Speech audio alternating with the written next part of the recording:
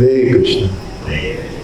Nama Om Vishnu Padaya Krishna Prasaya Putale Srimati Bhaktivedanta Swami Niti Namane Namaste Saraswati Devi Gauravani Pachani Nirvisisa Sanyavari Pastajade Sataya Panchakopa Tirubhishcha Kripa Sindhu Evacha Patitanam Bhavanebhyo Vaishnavebhyo Namo Namaha.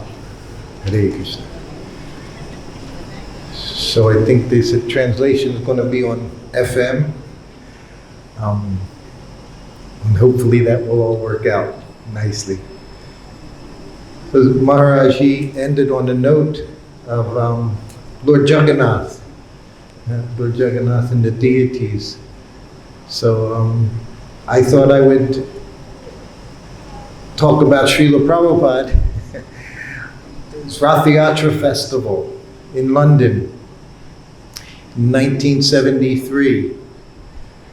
I hope most of you have seen the video of Srila Prabhupada at the Rath Yatra Festival in London. So that was in August.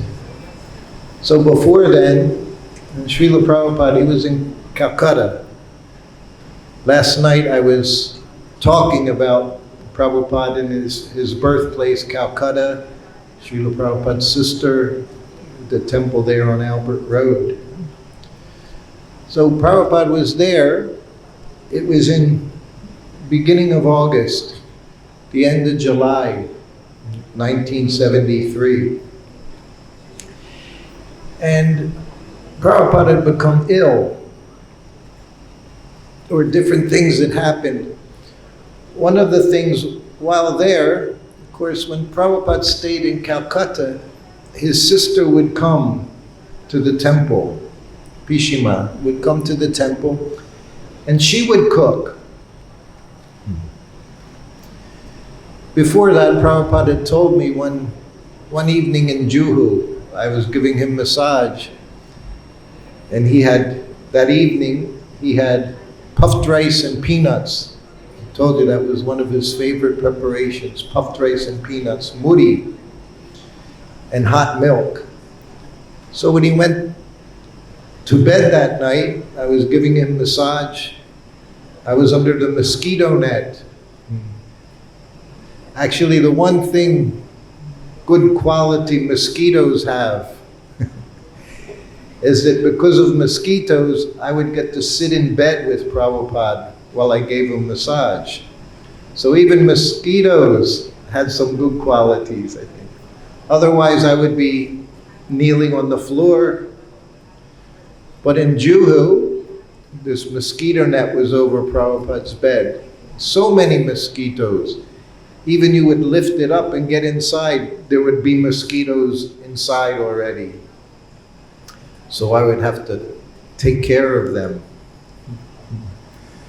So while I was massaging Prabhupada, he was thinking about his dinner, puffed rice. He said, my mother, she made first class puffed rice. And he said she would puff the rice.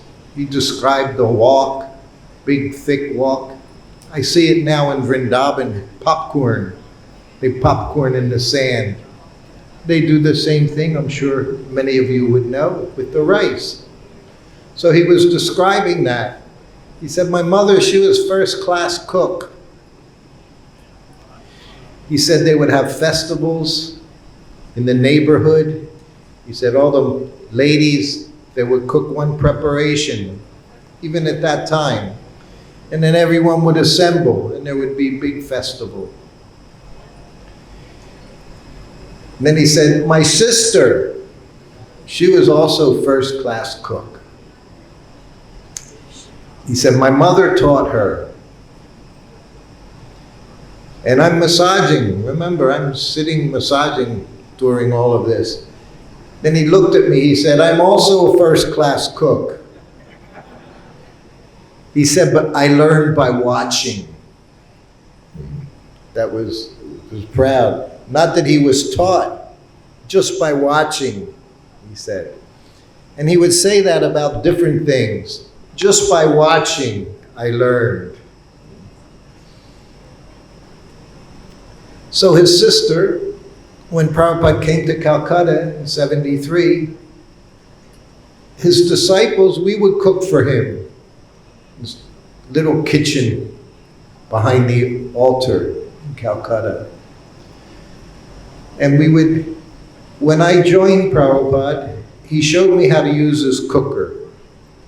For 3 days, he showed me how to use the cooker. And that was in the kitchen at Dallas Temple. Prabhupada had a flat there, so he had living room, bedroom, nice Western style kitchen. So I was saying yesterday about how I was so afraid to massage. So now, my first 3 days, I not only am massaging him, but I'm having to learn how to use the cooker at the same time. So we went into the kitchen, put the straw mat on the floor, on the kitchen floor. We're both in our gumchas. So first he said, okay. He took his cooker, put the 3 pieces out. So then he's on one side on the counter, he's cutting vegetables to put in the cooker to steam.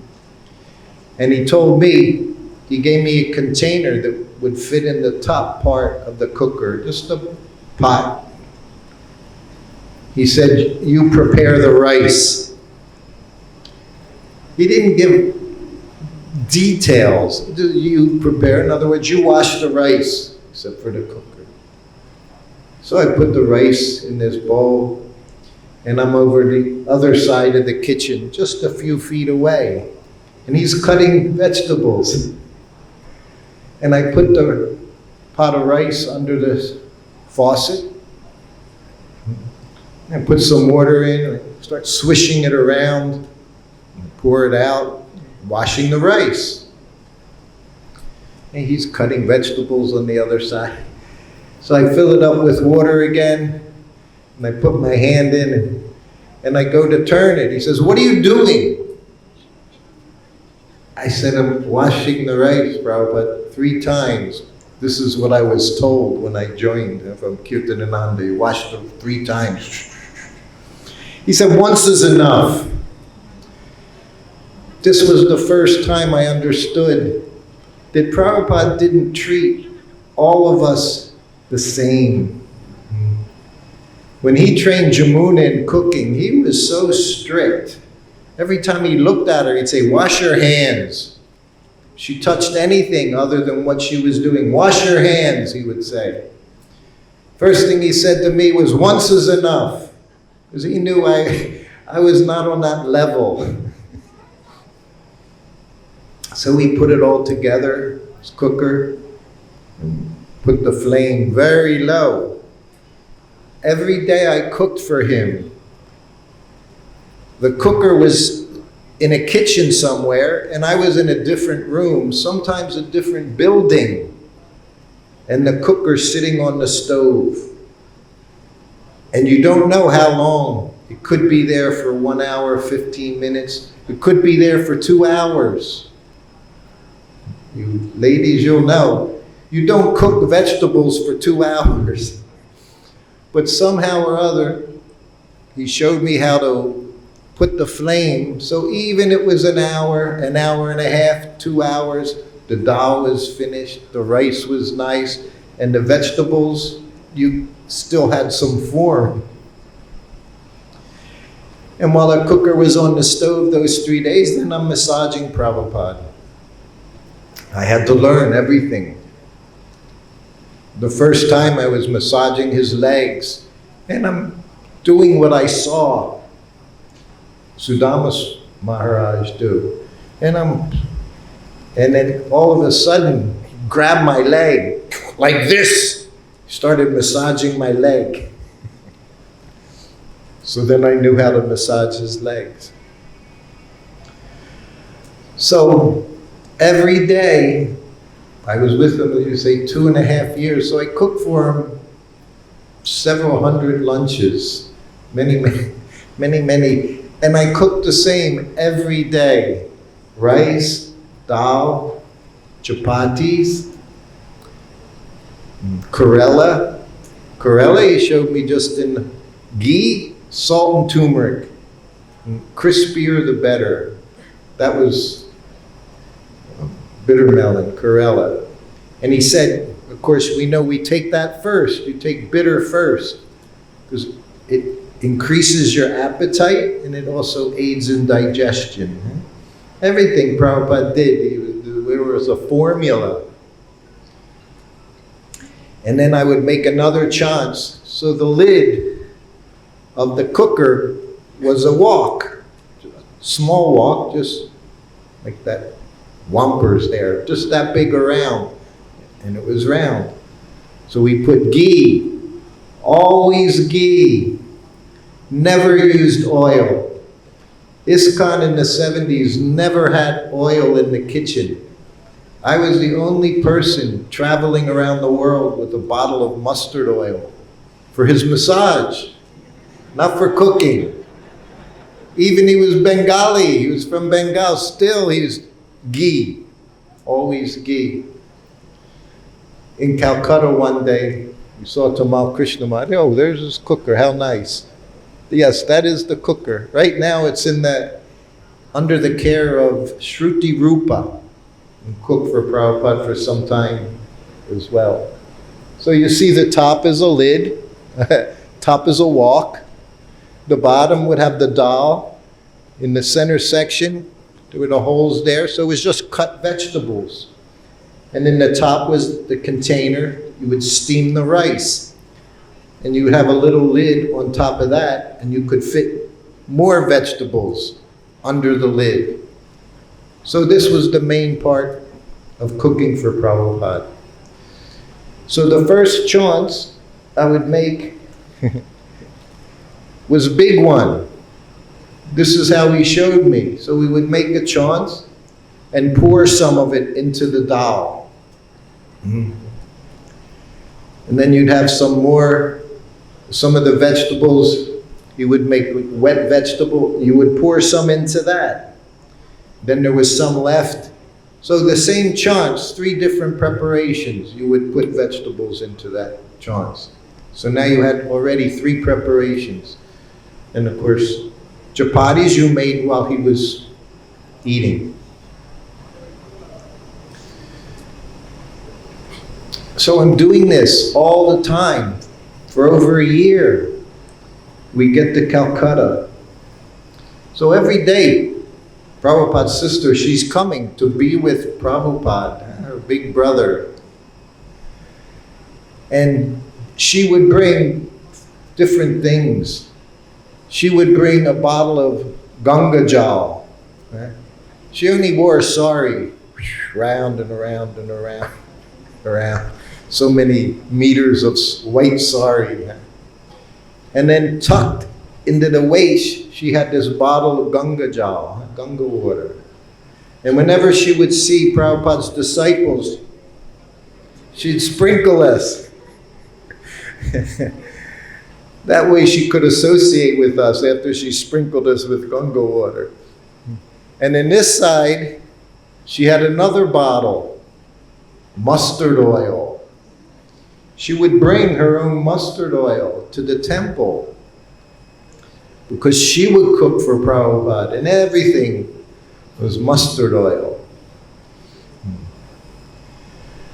So when Prabhupada took lunch, I would go into the kitchen, I'd get his plate with our ISKCON prasadam. I'd put it down on the table. Then Pishima had cooked 3-4 preparations. So I'd get that plate and I'd come in and put it next to the other plate. So Prabhupada has these 2 plates for lunch. So I did that one day, did it the second day, and then the third day came. I always tell you 3s, nothing goes past 3. 3 is a very magic number in spiritual life.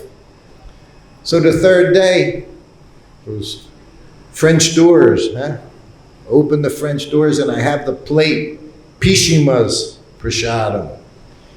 And I'm walking in and Prabhupada said, don't bring that in here. He said, my sister's trying to kill me. He said, you eat it. I said, I can't eat it.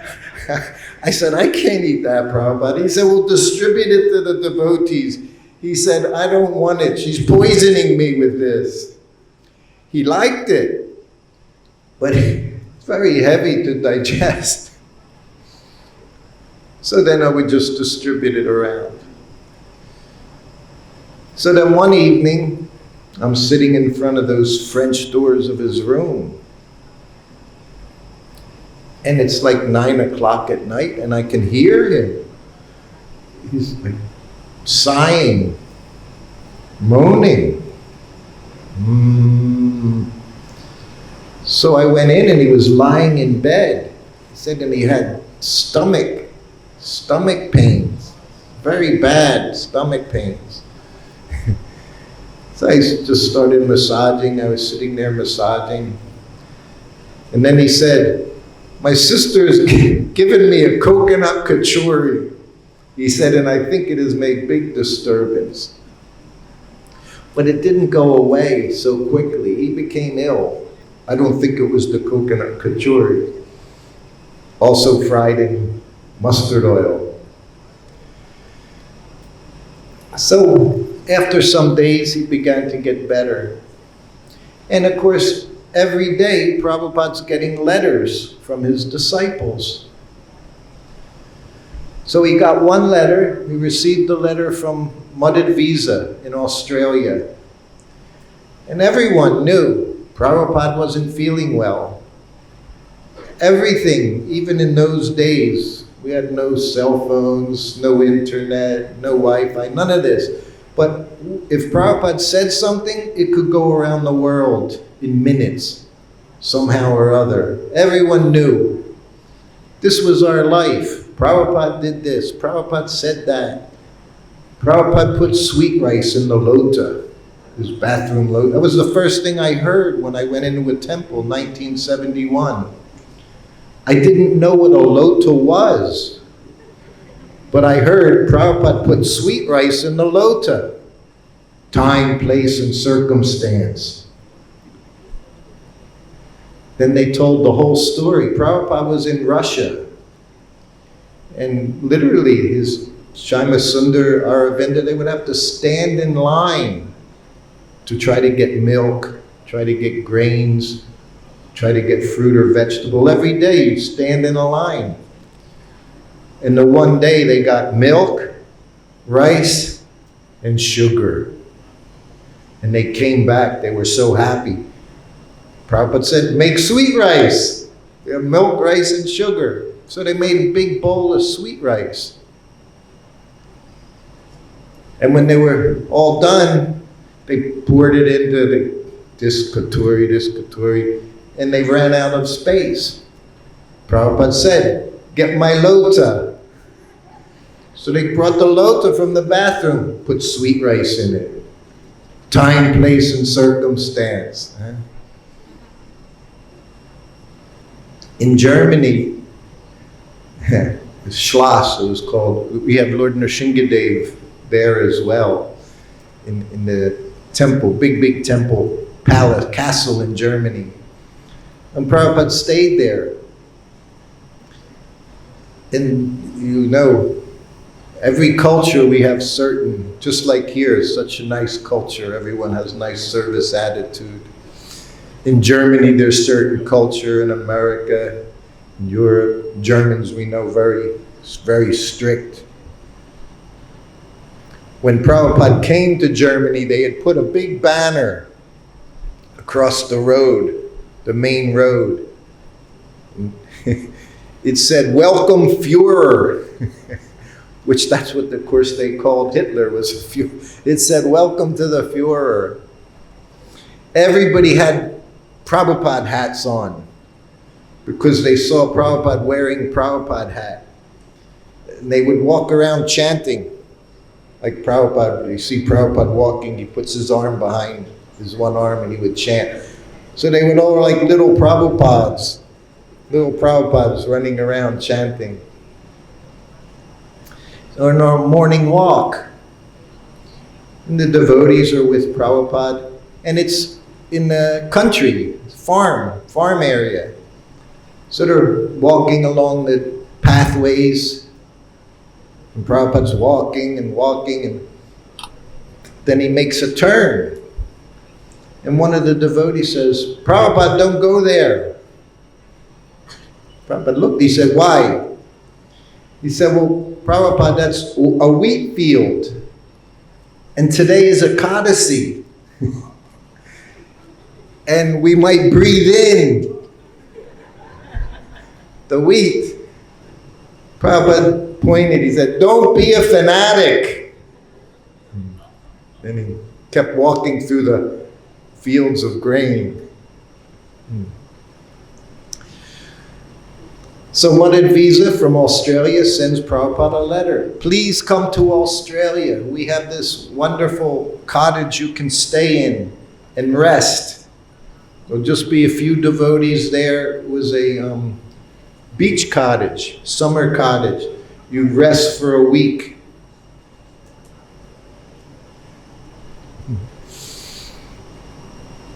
And the same day he got another letter from his secretary in the past, Shyama Sundar. He was GBC in England. And he wrote Prabhupada a letter and said, we're going to have Rath Yatra this year from, what park is it? Park all the way to Trafalgar Square. 3 carts will be the first major big Rath Yatra in England, in London. 3 carts.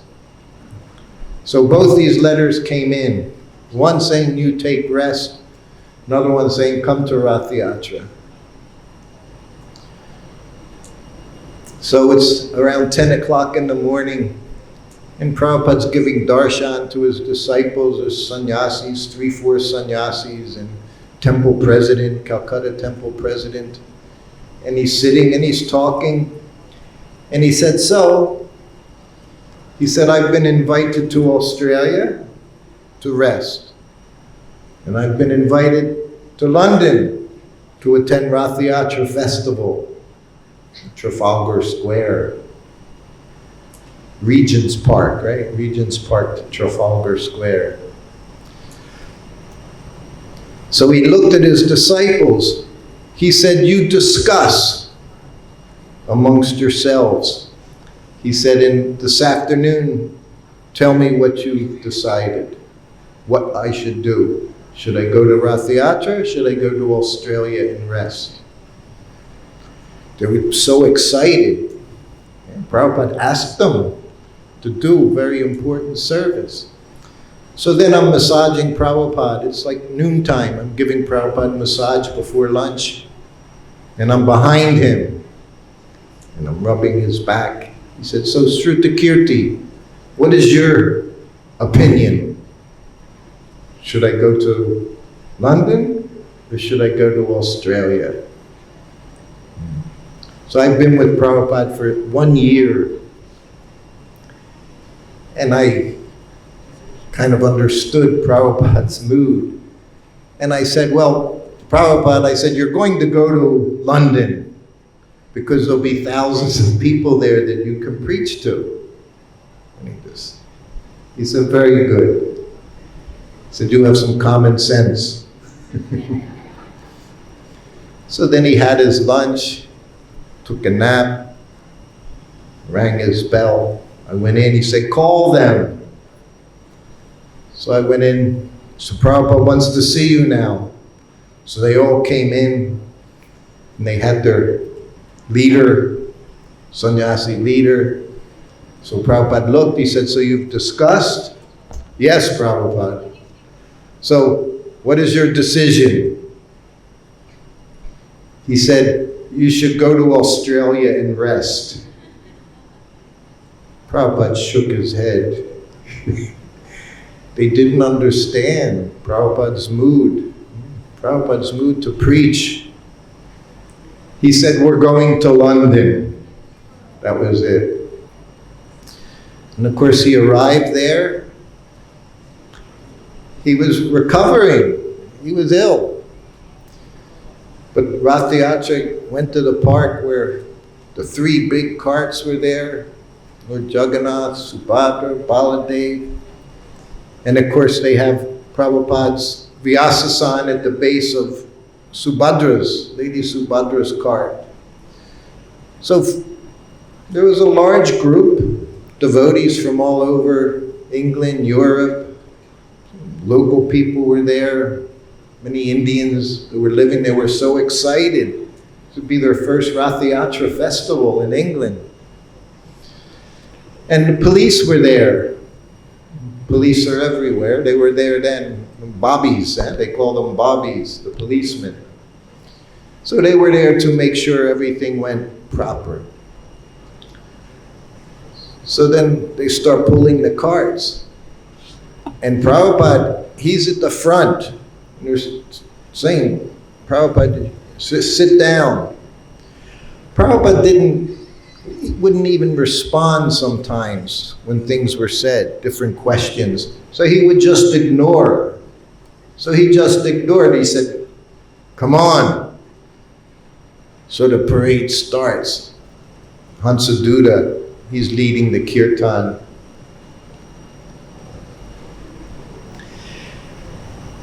And Prabhupada's, from the beginning, he's just making everyone start dancing. He's raising his hands, putting his hands up in the air. Hansaduta is chanting, very sweet voice. Hansaduta has such a sweet voice. And they're moving along, and of course the devotees are in ecstasy. I'm standing behind Prabhupada with my arms out, trying to keep people from touching him, getting in his way. Prabhupada's dancing. So this went on for 10, 15 minutes.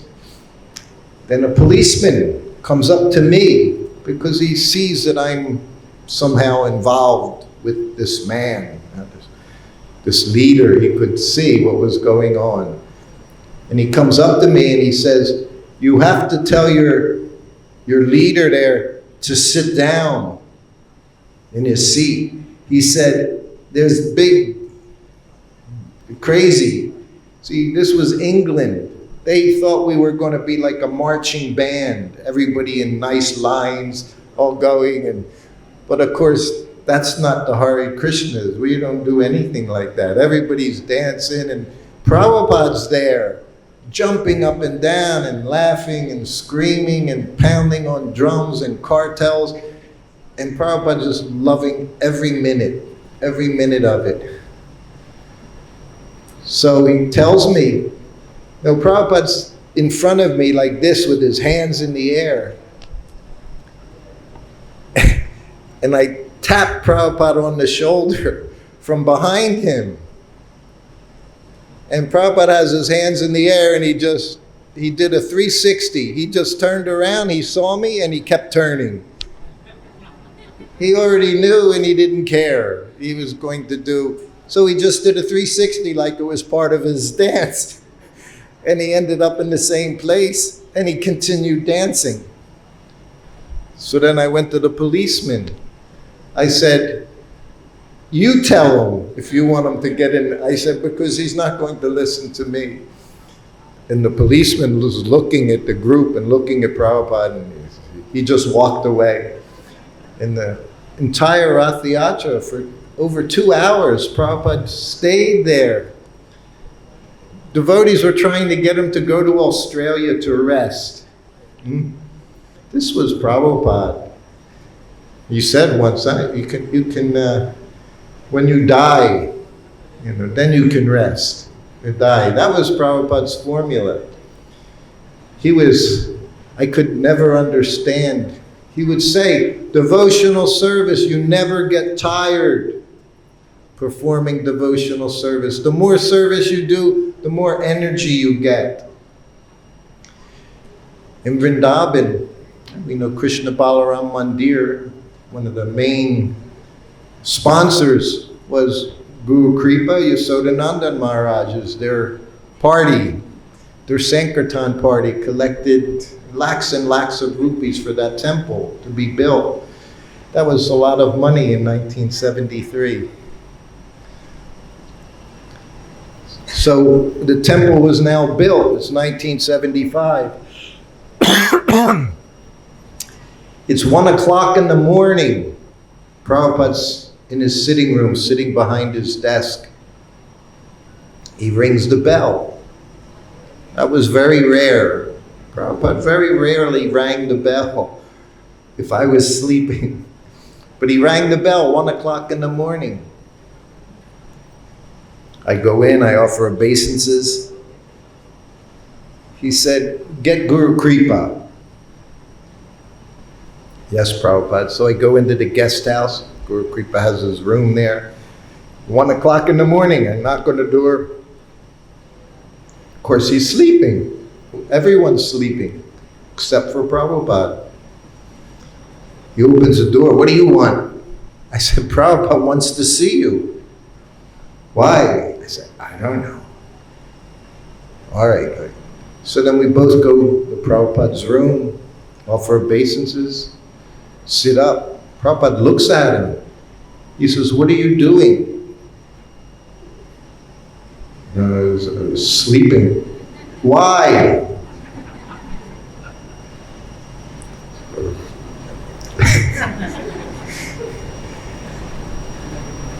He said, "I'm not sleeping." Guru Kripa looked at him. He said, "You're a Paramahamsa. Why aren't you a Paramahamsa?" "Okay, go take rest." He went back and took rest. I went back and took rest. And Prabhupada's translating for us, for all of us. Every morning, 1 o'clock, 2 o'clock, 3 o'clock, we're all sleeping very nicely, as Prabhupada would say. All the devotees sleeping so nicely. He was translating Srimad Bhagavatam for us.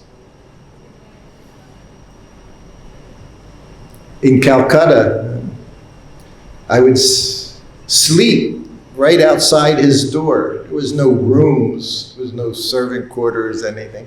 So right in front of his French doors, that way no one could get in. So it was also like security guard lying on the floor.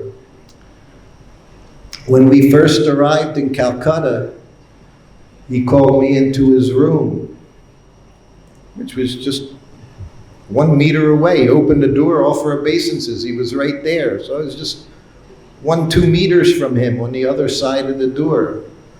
He didn't even have to ring the bell. He could just say, "Shruta," and I would have come. I would have heard him, but he would ring the bell. So I came in, offered obeisances, and sat up. He looked at me. He said, "Does your nose work?" And I looked at him. I said, "What?" He said, "Your nose. Do you snore?" I said, "Oh no, Prabhupada." I didn't think I did. I didn't at that time. I said, "No, Prabhupada." He said, "Good, because if you snore, you can't sleep out there." He said, "You'll disturb me." Yes, Prabhupada.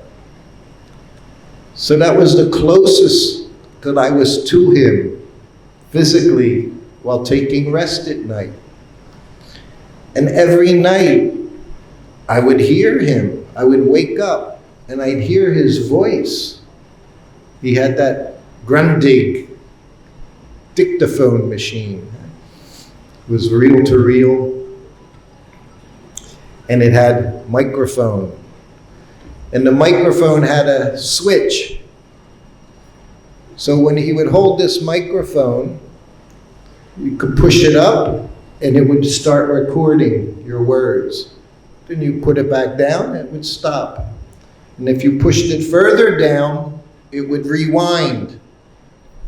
And then it would replay what you just said. So I could hear him as he was giving us the Srimad Bhagavatam. He would speak, and 1 o'clock, 2 o'clock, his voice was very deep. And he would speak very, very concisely. He would choose his words. And sometimes he would rewind and listen to what he said. And then sometimes he would rewind it again and say something a little different. This is how he gave us all of the Srimad Bhagavatam. He he wasn't using a typewriter anymore. That stopped years before. Everything he did was on the dictaphone machine. So there was no typewriter, there was no pages that he looked at, what he had just done the day before or the last 15 minutes. There was no laptop. He could see everything, all the accumulation. He was doing everything live and he was finished.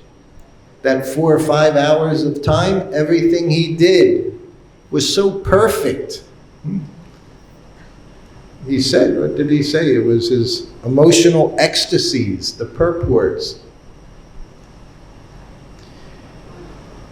The first service I did for Prabhupada, before I was his servant, even his personal servant, was read Krishna book stories to him in his garden.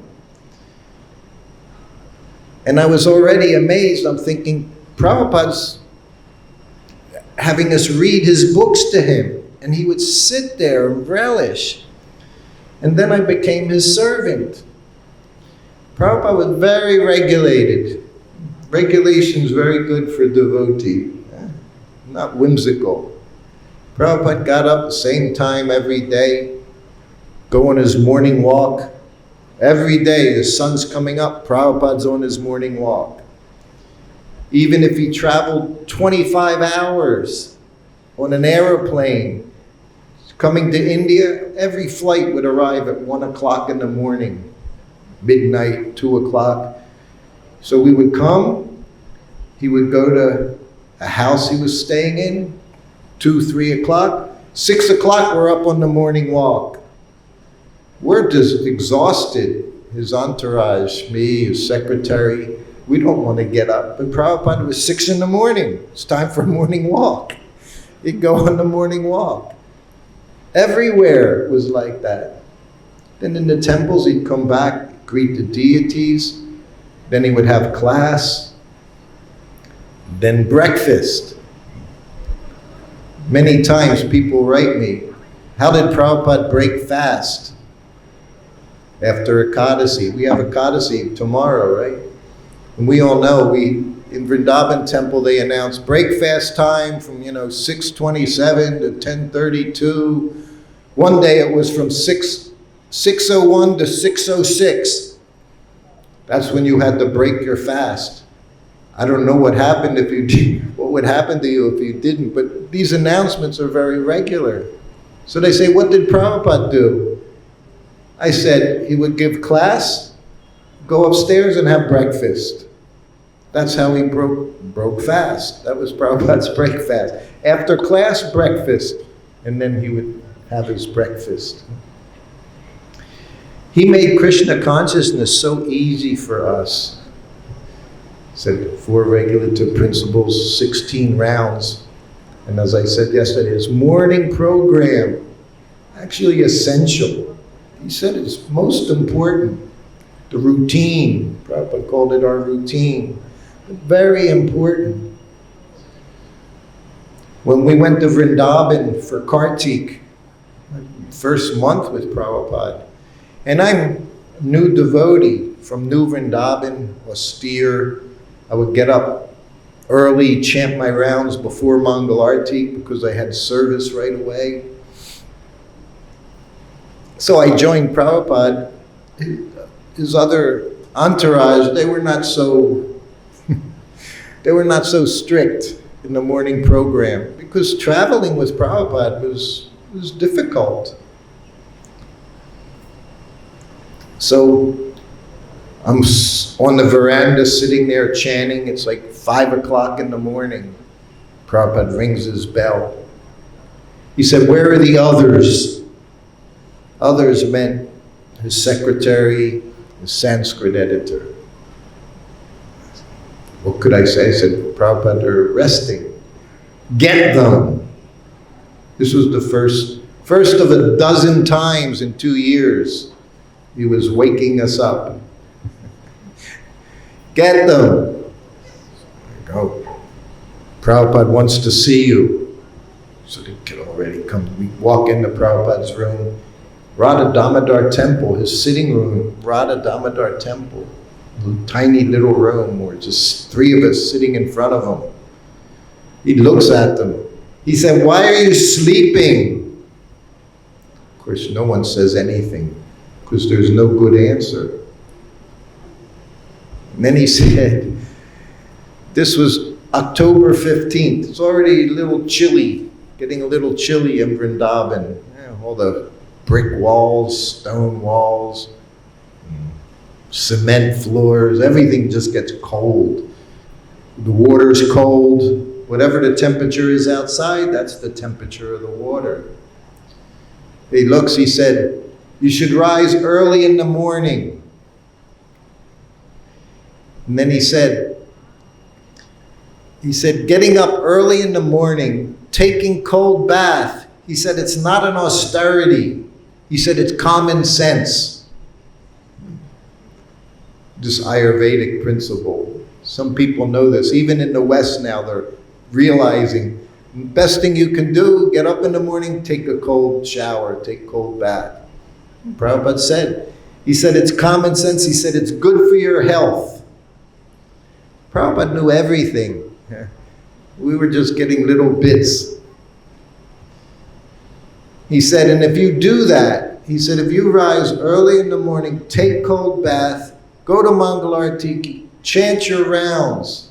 He said, after 12 years, everything you say will be perfect. He said, all right, go.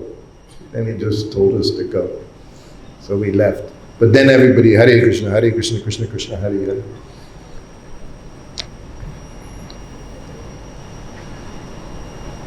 But his books were everything.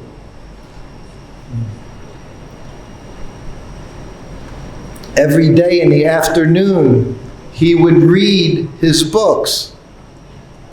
In the morning, like us, he had his business, had massage, answered letters, dictated answers to all the letters, 20, 25 letters coming in every day from disciples.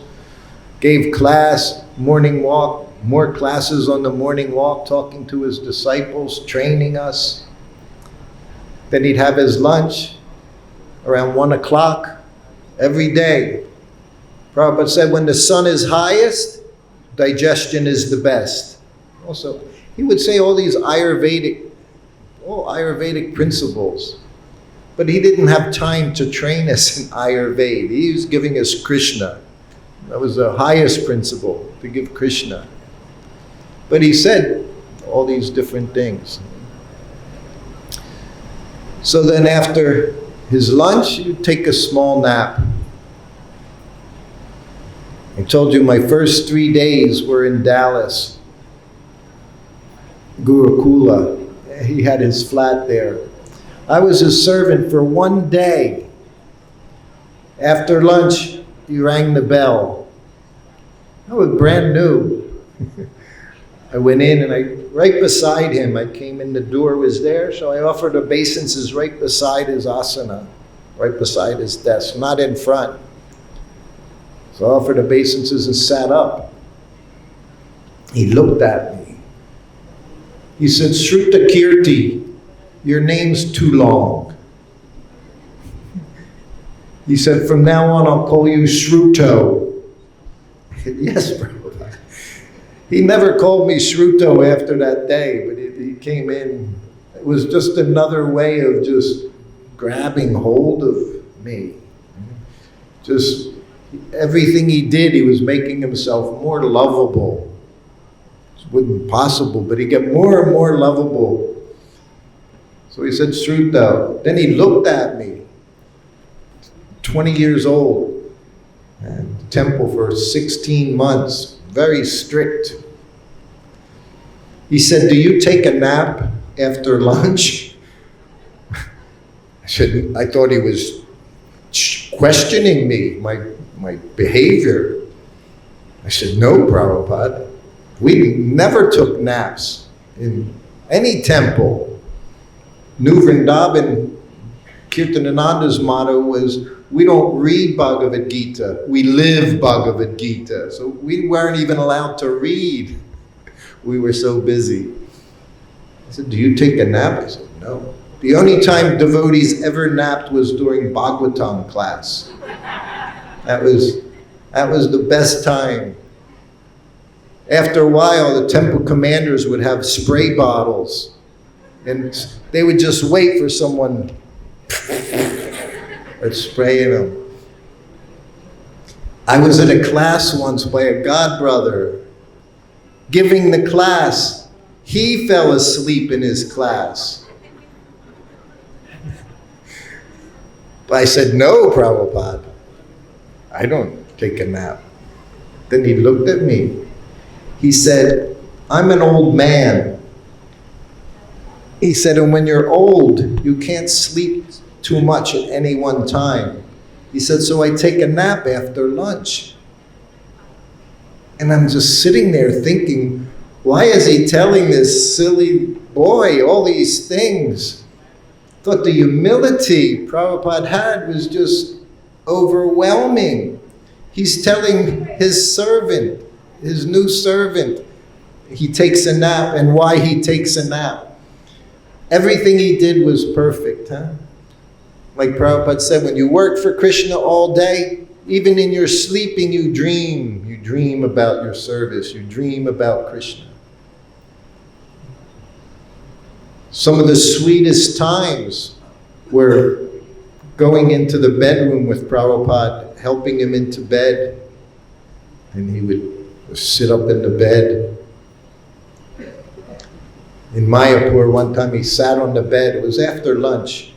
He sat on the bed and he looked at me. He said, I hate sleep. He said, it's just a waste of time. He said, I hate sleeping. Just wasting time. And then he laid down and pulled the sheet over his head like a child, just completely content. All these things you would see with Prabhupada, so many moods, so many feelings would come through him. Guru Kripa and I were with him after lunch one day in Hawaii. His bed was also in his sitting one room, so his bed was to the side. And he called us in. He was lying in bed, and he was talking to us. And then he would just stop. You know, Prabhupada never needed to make reasons or excuses. He did whatever he liked. And we were there just to appreciate. So he's talking to us, then he just stopped. And he laid down, pulled the covers over his head, the sheet right over his head, like a child. I say Prabhupada was childlike, not childish. Not childish. He was childlike. Amongst everything else, there was this simplicity, a wonder, behavior that he had that was so sweet and so attractive. Well, where were we? So, of course, with the Rath Yatra, after walking the whole time, not just walking, dancing, this person who was, we thought he was sick. We don't know. One time, Prabhupada told one Indian gentleman here, he said, from the time I left India, he said, I've been no health. He said, I've been sick from the time I left India. He said the whole time, every year. He never said anything. Never complained. The only way I knew Prabhupada didn't feel well, in the morning, he'd ring his bell. I'd go in and he'd say, this one day he said, I'm not feeling well, no lunch today. So I told you what it was like preparing his lunch and giving him massage, everything all combined. It was the most intense 2 hours to be with him. So when he said that, of course you don't feel nice, but I'm thinking, oh, I don't have to prepare lunch. So I thought that makes it easier. And sometimes he wouldn't take oil for his massage. So there were different ways you could understand how he felt. So then I'm massaging him. And as I'm massaging, he says, you can make khichdi. And I hadn't done anything. He says, you can make khichdi for lunch. I'm thinking, oh no. I thought, all right, khichdi's not so difficult. Doesn't take so long, I can do that. Then in the massaging, another half hour goes by. He said, you can make full lunch today. I said, Prabhupada, I haven't started anything. He said, that's all right. He said, whenever it's ready, it's ready. Yes, Prabhupada. Of course, you had to do it as quickly as possible. But the cooker was magic. In Vrindavan, in his quarters, Krishna Balaram Mandir, guests would come, locals would come. And Prabhupada would speak very strongly in the dhams, minimizing. He said, you have to minimize your eating, minimize your sleeping. He said, my servant, Shrutakirti, he prepares my whole lunch 45 minutes. Isn't that right, Shrutakirti? Yes, Prabhupada. And I said, while it's cooking, I'm giving you a massage. He said, yes, massage and lunch, 45 minutes. Not that we spend so much time maintaining this body. In the meantime, in India, the ladies, they would spend 5 hours preparing his lunch, making this thing, making this thing, making this. But he liked it from the cooker. Anyway, I see it's already time. It's 12 o'clock. I think Devakinanda Prabhu will be speaking. We have time for maybe one question. Anyone have a question? Oh, okay.